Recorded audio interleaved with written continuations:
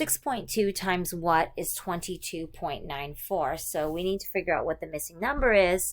And so we are going to do the opposite math action, which is divide. So we're going to divide 22.94 divided by 6.2.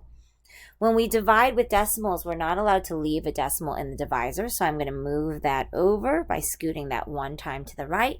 And if I move the decimal in my divisor, I have to move the decimal in my dividend one time to the right again. And I'm going to go ahead and rewrite that off to the side just because it makes it easier to look at.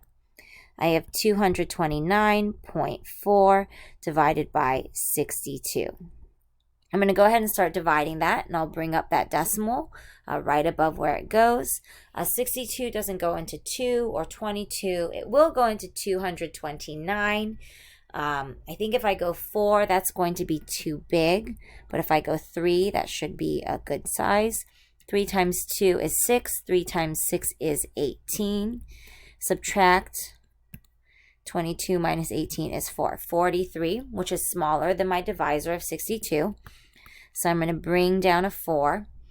62 would go into 434 how many times?